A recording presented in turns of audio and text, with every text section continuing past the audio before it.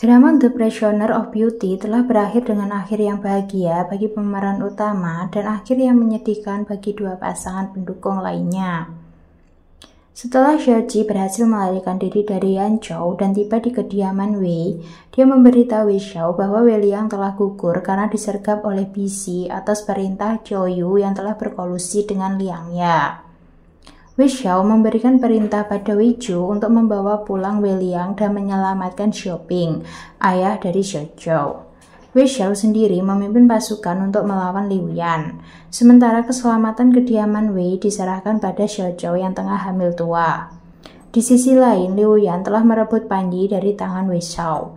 Liu Yan juga memaksa Yan Zheng untuk meledakkan kanal di Panji dengan tujuan untuk membuat Wei Xiao terkepung banjir. Namun, Yan Zheng membelok dan menahan Xiao Yu.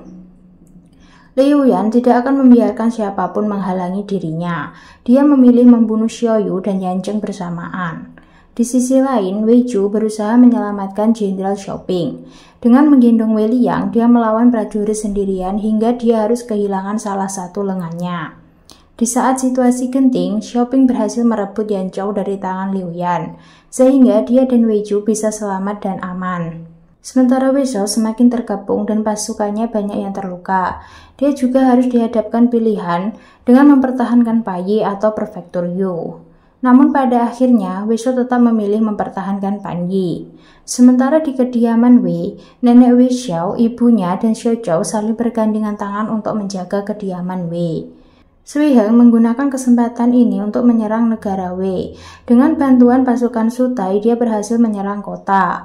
Sementara Xiao Zhou tiba-tiba merasakan kontraksi dan akan melahirkan. Situasi yang penuh dengan gejolak. Akhirnya, Xiao Zhou berhasil melahirkan dengan selamat. Situasi semakin mendesak, kekuatan pasukan negara Wei semakin melemah. Pertahanan kota juga semakin terancam. Untungnya, Wei Yan datang memberikan bantuan. Dia memimpin pasukan Wei untuk melawan Jenderal Sutai. Dengan kerjasama yang baik, Wei Yan berhasil membunuh Sutai dan membuat pasukan Sui Heng porak-poranda.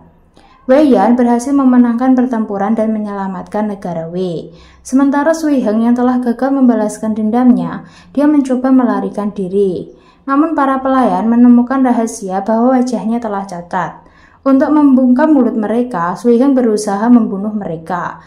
Namun, naasnya dia juga membunuh Chen Ming, orang yang disuruh Liu Yan untuk membawa jalan keluar bagi Sui Heng. Di sisa nafas terakhirnya, Chen Ming memberitahu Sui Heng bahwa sebenarnya Liu Yan sudah mengetahui bahwa dia kini telah cacat. Namun, Liu Yan tetap memperlakukan Sui Heng dengan tulus, karena Liu Yan mencintai Sui Heng. Sui Heng telah kehilangan orang-orang yang tulus kepada dirinya. Sui Heng kemudian memilih mengakhiri hidupnya dengan bunuh diri. Sementara Wei Xiao dan pasukannya kini tiba di Panyi. Bixi sudah menunggu kedatangan mereka.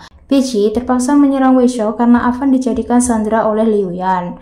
Avan tidak ingin melihat suaminya membunuh Wei Xiao, orang yang dicintai adiknya.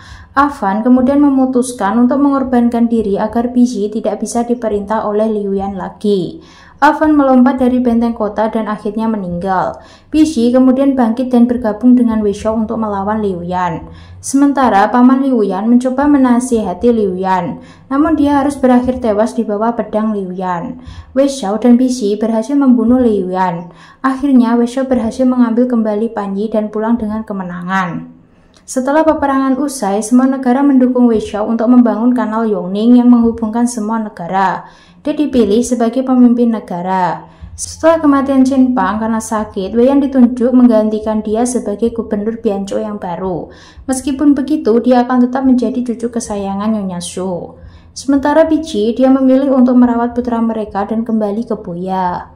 Sementara Yanchou kini telah diambil alih oleh ayah Xiao Zhou. Dia dibantu oleh putranya Xiaoji karena keadaannya sekarang dia telah buta. Sementara Atau, Wei Ju, Wei Xiao, dan Wei Dao pergi mengunjungi makam Wei Liang. Mereka mengubur replika senjata mereka dengan harapan dimanapun mereka berada, mereka akan selalu bersama.